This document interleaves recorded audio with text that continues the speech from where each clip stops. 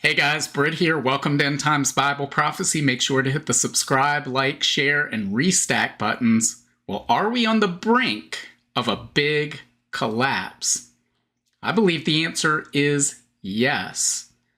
Now, what are we talking about? Well, I'm talking about this article right here from the Daily Hodl. It says 94 U.S. banks at serious risk of bank runs, including Bank of New York Mellon, State Street, J.P. Morgan Chase, and Citi, according to a report. Now,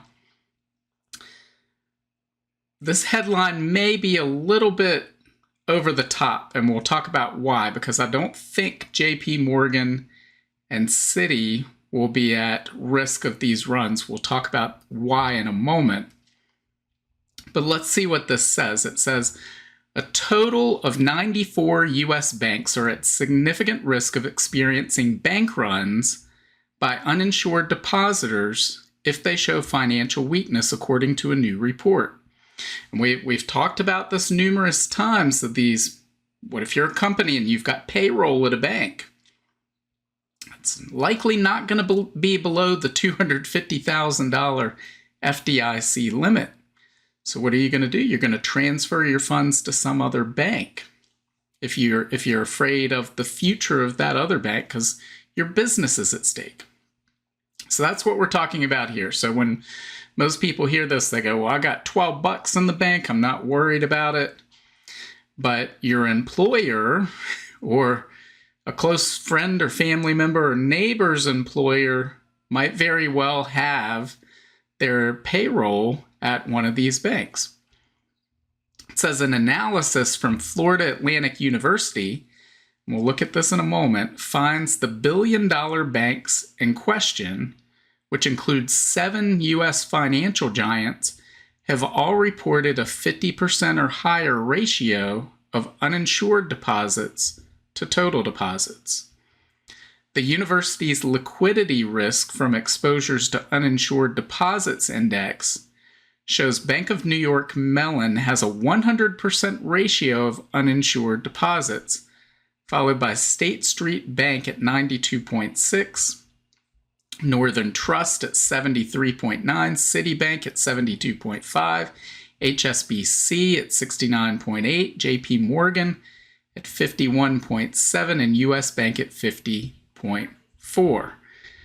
Says, although FDIC-insured banks promise up to $250,000 will be protected in the event of collapse, the FDIC, Federal Reserve, and Treasury Department used a systemic risk exception to make all depositors whole in last year's high-profile bank failures of Silicon Valley Bank, Signature Bank, and First Republic Bank.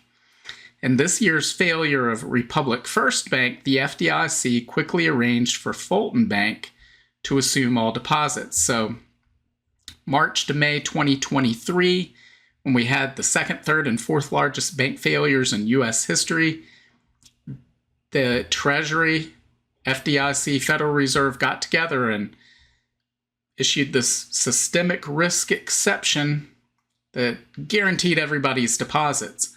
Otherwise, those banks would have been bailed in, meaning anyone who had anything above the $250,000 limit would have had the amount above $250,000 converted into equity, meaning an ownership interest in the bank. They would have said, here you go, you're now a stockholder in this pretty much worthless bank. Let's say you had $1 million above that limit, they would have taken your $1 million and maybe given you, $1,000 worth of stock at market value. That's what it would have been worth. So people above that FDIC limit would have lost everything. But will they continue to do that? We'll see. So let's look at the actual Florida Atlantic University, what they have to say. So it says, these banks are at higher risk of a depositor run. It says, with many banks having exposure to losses from commercial real estate and unrealized securities losses, and we've talked about both of those. We'll look at those briefly in a moment. It says more banks are at an increased risk of having a liquidity crisis. That means basically they're going to run out of cash, right? Caused from withdrawals by large uninsured depositors, according to an analysis from a finance expert at Florida Atlantic University. Based on first quarter 2024 regulatory data, 94 out of 1,028 banks with more than $1 billion in assets reported a 50% or higher ratio of uninsured deposits to total deposits, according to the Liquidity Risk from Exposures to Uninsured Deposits Index. 7 of the 33 banks with more than $100 billion in assets are above the threshold.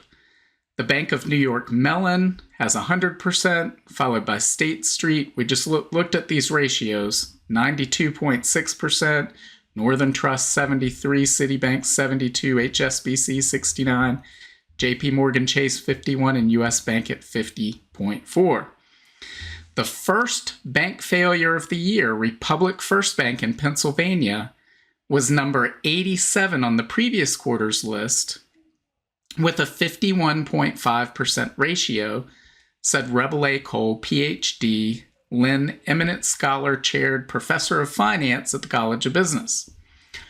All of the banks on this list are at a serious risk of a run by uninsured depositors should they exhibit any weakness from commercial real estate exposures or unrealized losses on securities.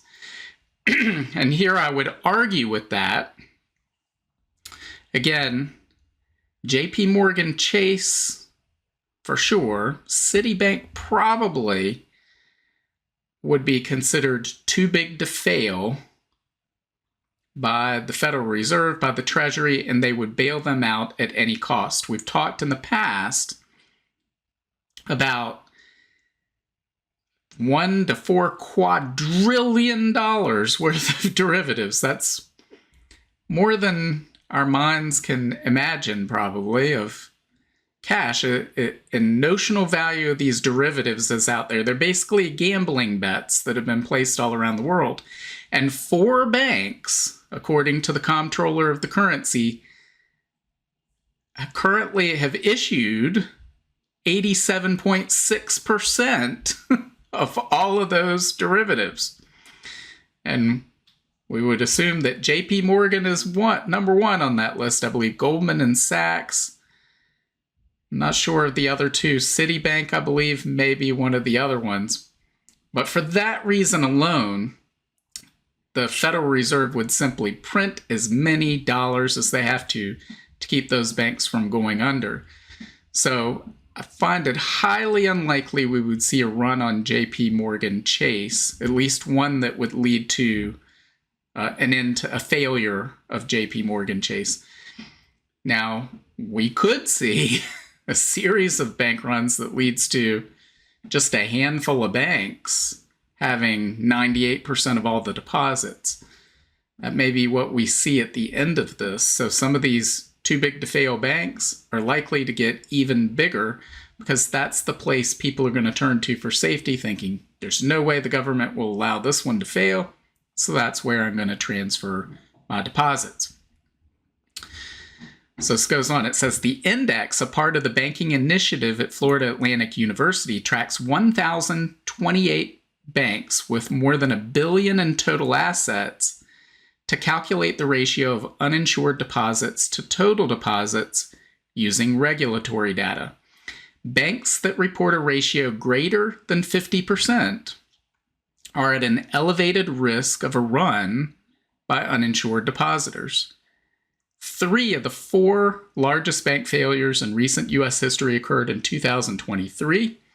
They were precipitated by the rapid withdrawals of uninsured deposits following adverse news about the bank's risk to exposure. With growing concerns about unrealized losses on investment securities and commercial real estate loans, the risk of yet another depositor run on banks grows each day. And that's 100% true. We've looked at some Florida Atlantic studies in the past, including this one right here, on commercial real estate exposure of banks in the United States. And here we'll take a look at this again, and for those who maybe didn't see this in the past, but it says 67 banks have exposure to commercial real estate loans greater than 300% of their total equity. And I believe that they're looking at not 67 banks total, but with over a certain amount of assets. It might be $10 billion. So 157 of the largest banks with more than 10 billion in total assets, and 67 of those have exposure to commercial real estate greater than 300% of their total equity. And that puts them, it says here, bank regulators view any ratio over 300% as excess exposure to commercial real estate, which puts the bank at greater risk of failure. So here we have, 67 of the 157 largest banks. It's not quite half, but it's pretty high amount, are already at a 300% excess risk of exposure to commercial real estate, putting them at a greater risk of failure. And it says that of those, banks with less than 10 billion, or it says banks of any size. So if we look at the whole spectrum, so those 157 banks have 10 billion or more in assets. But if you look at banks of any size, 1,871 have commercial real estate exposures greater than 300%. And that just goes up. Of that, 1,112 are greater than 400%, 551 are greater than 500%, and 243 are greater than 600%. So twice as bad as what puts the bank at greater risk of failure. So we're looking at potentially a couple thousand bank failures based on commercial real estate exposure alone. So that doesn't include the uninsured deposit risk they're talking about, or unrealized losses, which is something we've looked at in the past. Again, this is from the FDIC, so they're listing unrealized gains and losses on investment securities at U.S. banks, and it's over $500 billion currently. This is where we were in the great financial crisis. This little blip right here. This is where we are now. So it's much more serious. So to see the state of where these banks sit today, we can go back to Florida Atlantic University, and I'll put a link to this. They have several screeners that I think you'll find invaluable. So they have one that measures bank exposures to commercial real estate. And so it ranks the banks. Again, this is only including banks of $1 billion or more in assets, I believe. Maybe it's more than that. But you look at the exposure. So these are the banks that are at greater risk of failure. So I'll put a link to this. You can go check this out. I'll pin it at the top of the comments. See if your bank is on there. If it is, then you may want to move some accounts over to another bank or credit union that doesn't have those problems. They also have a similar screener for unrealized losses on investment securities. So again, that's looking at this right here, this FDIC chart. And again, we see some banks are worse than others. And then similarly, uninsured deposits, which is what they were just talking about here, where you see that Bank of New York Mellon, I'm not really even sure how this is possible, 100% of their deposits are uninsured. Not sure how that's possible, but that's what they say here. But the Bank of New York Mellon, Bank of New York was founded by Alexander Hamilton well over 200 years ago. And so they've survived 200 plus years of all the turmoil and chaos in the world over those 200 years, but they're in danger. They're in greatest danger of a bank run, according to this right now. We also see State Street Bank, another enormous bank.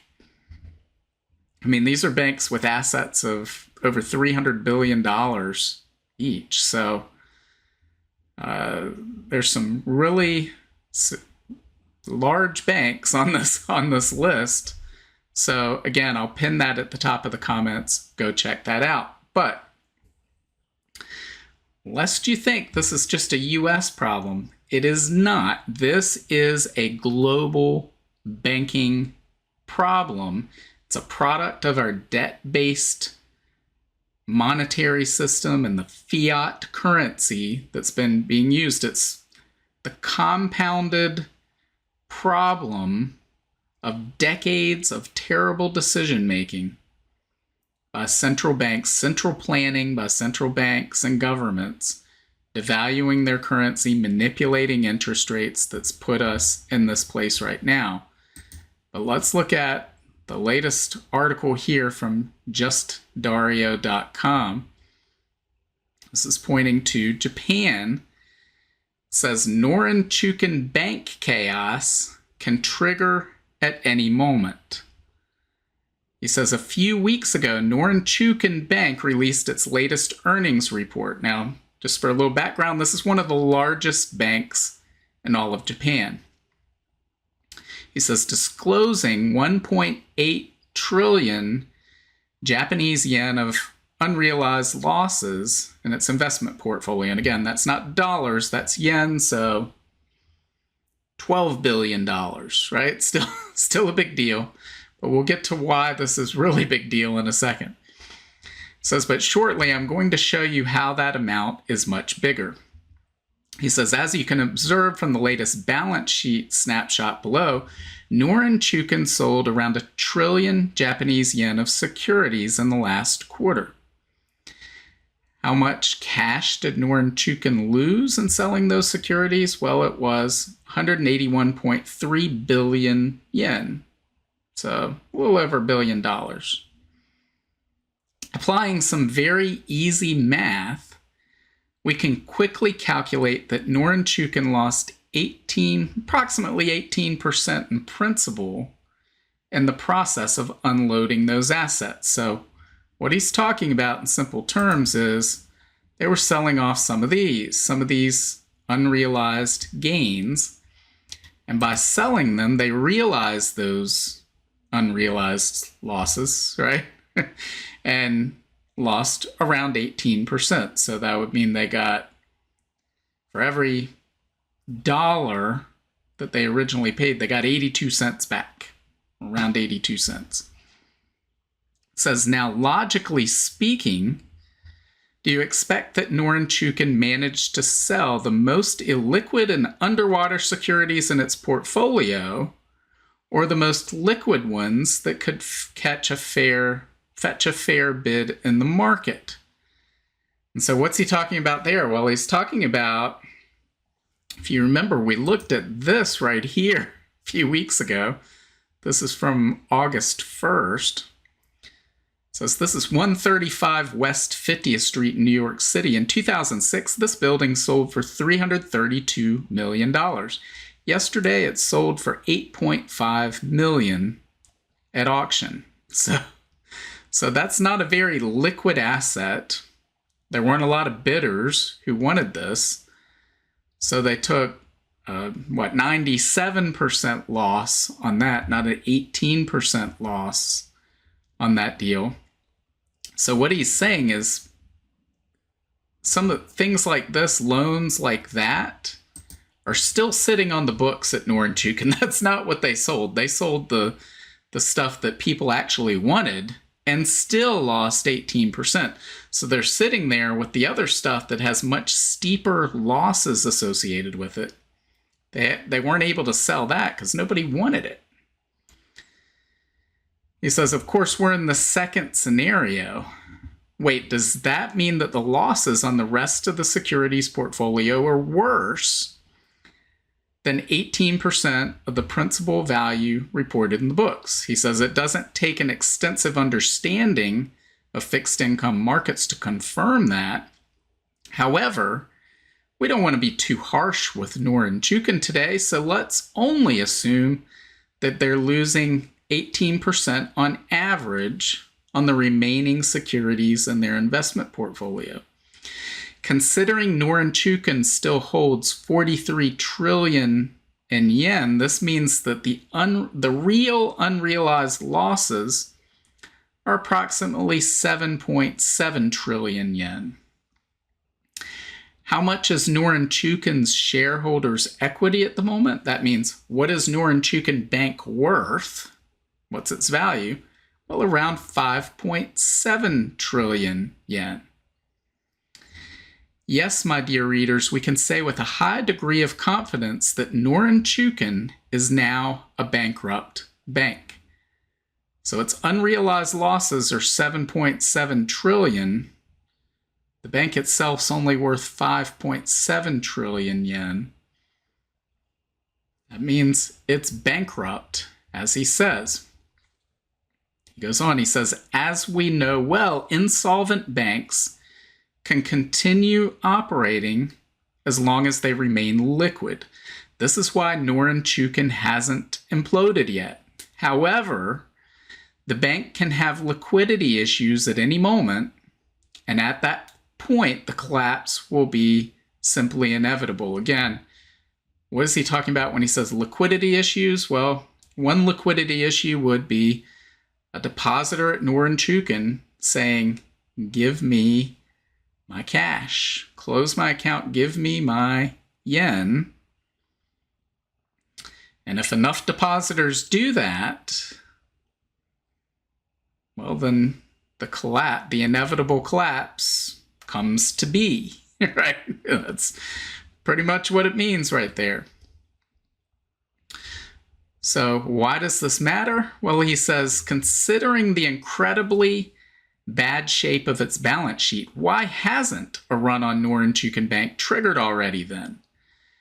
Here, I believe the answer is most of the deposits are in reality held on behalf of other smaller regional Japanese banks that altogether are the major shareholders of Norinchukin itself. This is a perfect prisoner's dilemma situation where the best outcome for all involved can be achieved by effectively doing nothing. Incredibly, pulling deposits from Norinchukin may end up bankrupting a great number of regional Japanese banks, triggering unmanageable financial chaos in Japan. How long will the system trust the Bank of Japan to rescue everyone again like they did in 2008? Hard to say, but the more time goes by, the more difficult it will be to hold everyone's nerves together. I believe it should come as no surprise that in the past 3 months, Norinchukin has been unsuccessful in raising fresh capital to stay afloat. Perhaps those who received the pitch deck didn't need much effort to see that the bank stands little chance to survive, and putting any more money into it will be the equivalent of throwing it into a bonfire. So think about that for a moment. We have one of the largest banks in Japan, completely bankrupt, and some of its largest shareholders are regional banks throughout Japan. This is a powder keg waiting to explode, and this isn't just Dario's analysis. Again, we see this from Asian Banking and Finance. Japan's Norinchukin reports profit loss of 2.75 billion in the first quarter. That's just from a couple of weeks ago. But interestingly, I want to point out this, which is from some magazine, Global Finance Magazine. Never really heard of it.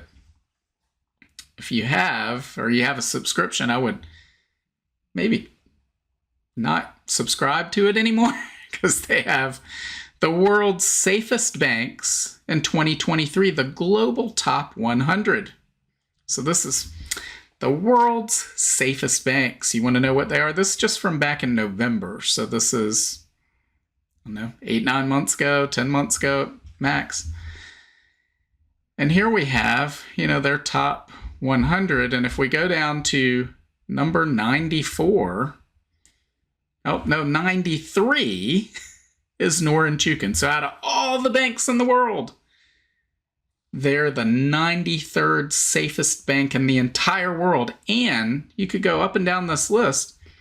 They are the first and only Japanese bank on this list. So they're the number one safest bank in Japan, according to Global Finance. And the 93rd safest bank in the entire world. And they're bankrupt. So, that either tells you that the state of the global banking system is very, very poor, and or the analysis that they're giving us is very poor. I'd say it's probably a little bit of both and maybe more on the latter end of the analysis. But these what do all these numbers right here mean that say A1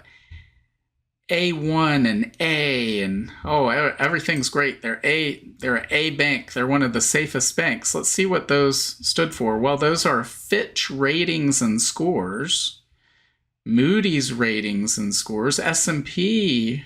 So Standard & Poor's, Moody's, Fitch, the ratings agencies say that Norinchukin Bank is A-rated. It's the safest bank in Japan and the 93rd safest bank on the planet, even though it's bankrupt.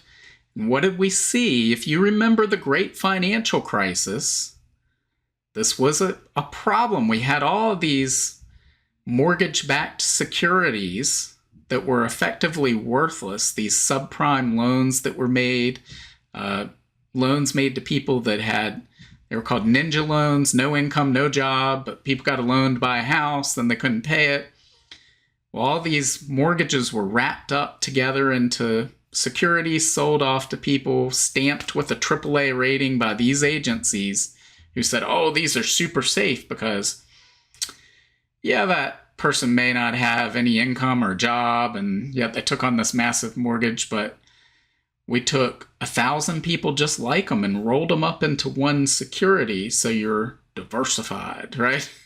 And so those AAA ratings became worthless, and this became part of a scandal when it was found these companies simply give the ratings that they need to give in order to get kickbacks or to get access from these different Wall Street firms. So it's not a true analysis. It's not a true rating. Guys, we're seeing the same thing happen all over again. No one learned a lesson from that. We talked in a previous video about they're going to lie to you. Well, here they are. They're lying to you. Oh yeah, Norinchukin Bank. Let's go back down there and take a look at it. Yeah, they're A1. An A. Yeah. They're bankrupt. Right? They're bankrupt. But they're A. So this is where we stand today, guys. We are on the brink of major collapse in the banking system, in my opinion. And again, let's take a look at this article right here from last week. You can find this on the Substack at brittgillette.substack.com. Still pinned at the top, because I think this is very important. This is our roadmap for seeing where all of this leads. It's about how the current global financial crisis and what we're seeing leads to biblical tyranny, leads to the mark of the beast system.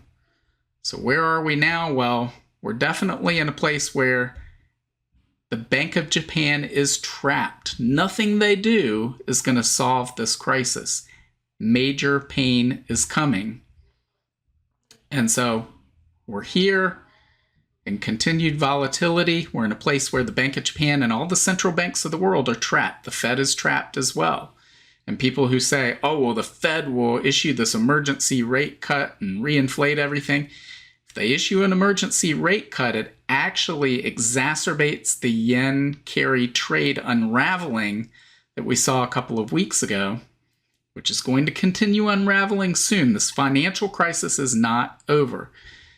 I don't know if debt has hit its limit yet, but if not, we're coming close to that point. But I believe we're on the brink of seeing these limited bank runs. And then from there, yes, we'll see a massive central bank response. The big deal is when we see a bank bail-in, because I believe with these initial bank runs, they'll probably do something like they did in 2023 when they say, well, I know the law says that $250,000 is the FDIC limit for, we'll insure up to that, but we're just going to insure everybody's deposits. They'll continue to do that until it becomes politically untenable to continue doing that. And people unwittingly, in many cases, will demand that stop bailing out the banks, stop bailing out Wall Street. And what will happen is they'll not bail out Main Street. They'll find a bank that's not politically connected, and that will be the one to make an example of. We're going to follow the law. You're going to be bailed in because that's the law under Dodd-Frank, which was passed after the Great Financial Crisis. And everyone with deposits at that failed bank that are above the $250,000 FDIC threshold will be bailed in, meaning they'll get an equity stake in that bank. So the equity stake will be worth, probably, I would say pennies, but it might even be like a fraction of a penny on the dollar for whatever their deposits were worth. And that means, again, you may say, well, I don't have $250,000 in the bank, but many of the businesses in your community do. And it will put many of them out of business. And even if it doesn't, if it isn't that bad, which it will if they bail in, even if they immediately say, you know what, we change our minds, it'll be too late, because once that first bail-in takes place, well, where do we go? We go back over to here on our original article. The 94 banks at serious risk of bank runs, most all of those are going to have bank runs that lead to their collapse. Again, I don't think JP Morgan and Citi will be among them. I'm as close to 100% certain as I can that JP Morgan is not going to be one of them. Guys, JP Morgan, in large part, owns the Federal Reserve, the U.S. Federal Reserve. The Fed exists to serve these large money center banks. So they're simply going to print dollars to bail them out. Because again, the derivatives portfolio held by JP Morgan and these other large banks will take down the entire global financial system instantaneously. So they will do everything they can to bail them out. I'm guessing when we see the bank runs, a lot of people are going to be moving their deposits to JP Morgan, not away from it. But I could be wrong. Again, I'm not 100% certain on that. But a bank bail-in will cause that epic run that's going to lead to multiple bank failures. Something big is going to blow up because you have all these derivatives. Again, just 4 banks hold 87.6% of the $1 to $4 quadrillion worth of derivatives. We're going to see all sorts of financial crises in the headlines on a daily basis for I don't know how long, 48 hours, however long it will be. And then you'll see a banking holiday, meaning they'll shut the banks like they did during the Great Depression. All financial transactions will immediately stop. Credit cards won't work. Debit cards won't work. Everything that runs on credit, which is the entire economy, is going to come to a screeching halt, meaning trucks aren't going to be delivering new fuel to the gas station. So what's in the tank? Once it's gone, it's gone. New trucks won't be delivering more food to the grocery store. Once that food's gone, it's gone. So make sure you're prepared for that. I don't know when this happens. I don't know how long it takes to get from here to there. But again, we're seeing this play out. We're seeing again 94 banks at increased risk of bank runs. And that's just from the uninsured deposits. That doesn't include the commercial real estate exposure or the unrealized losses on their mortgage securities or their U.S. treasuries. Then they'll roll out the new system, guys, which is going to be central bank digital currency, tokenized assets, digital IDs. And there we are. The new system then will become mandatory, no more cash. And everything will be set up for the tribulation period for the mark of the beast system to simply be rolled out with the flip of a switch. So guys, we can see the pathway. I don't know what the exact timetable of this pathway is. We're in the very early steps, so we may be here at step 3 soon. Step 3 may take place slightly before step 2. I don't know. And I don't know how much time necessarily is between step 3 and 4 and 4 and 5, especially 4 and 5. There's probably not much time between when we see limited bank runs and a massive government central bank response. But how long between step 4 and a bank bail-in? I don't know when that is, and that will be the event that triggers the collapse, in my opinion, and puts us over the edge toward the new system. Now, many of you, whenever I do these, people say, well, what am I supposed to do? Should I take all of my money out of the banks? Everybody's situation is different. If you got $5 in the bank, I don't know, it's up to you. Maybe you take it all out, maybe you don't. If you got over $250,000 in any one bank, I'd definitely make a move on that. And tell you that's not me, so... But I would turn to what the Bible says in Ecclesiastes chapter 11:2. It says, divide your investments among many places, for you do not know what risk might lie ahead. So that's telling us we should diversify. Going all in on anything, whether it's I'm going to take all of my cash out of the bank or I'm going to put all my cash in the bank, that's not living by this biblical principle, because that's not diversifying and dividing your investments among many places. So diversify is what you're going to want to do. That way, something unforeseen happens. If you got a bunch of different baskets with eggs in them and something happens to one of those baskets, doesn't wipe you out. So that's what I would recommend. I think that's the wise, prudent thing to do. That's what the Bible says. And then, of course, you need to put your trust in the Lord. Again, some of this sounds scary, and it is. It can be frightening. It can be unnerving. But guys, know the promise of Jesus is that we'll have many trials and sorrows in this world, but take heart, he has overcome the world. Keep your eyes fixed on Jesus, and you'll have a peace that surpasses all understanding. Build your life upon the solid rock of Jesus Christ, so when the storms of this world come, and they always do, your house isn't swept away like those who build their house on the shifting sands of anything else but Jesus Christ.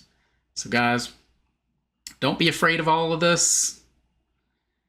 Be telling other people about this and telling them why you have peace about it, sharing the hope you have in Jesus Christ.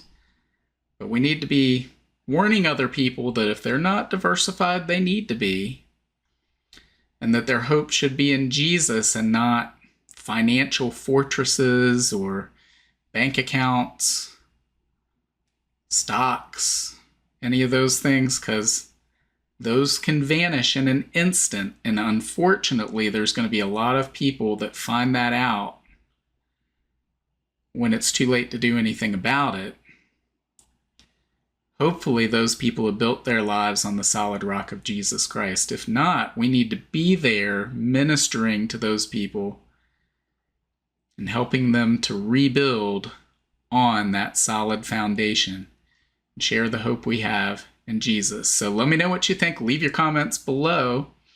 Again, make sure to hit the like, share, restack buttons. When you do all those things, this gets seen by more people when you do that. And the more people see this, the more people we can alert to the danger of what's coming, the more people we can alert to this process that's going to lead to the mark of the beast, and the more people we can share the good news of Jesus Christ with. So again, hit that like button, hit that share button, subscribe button, restack button, whatever buttons you see there. That helps immensely when you do that. So guys, let me know what you think. And God willing, I will see you on Friday. Bye. If you want to learn more about the end times and Bible prophecy, make sure to visit my Substack at brittgillette.substack.com. There you'll find my latest videos and articles, as well as notes, where I share the latest news headlines, the articles I'm reading, and the videos I'm watching.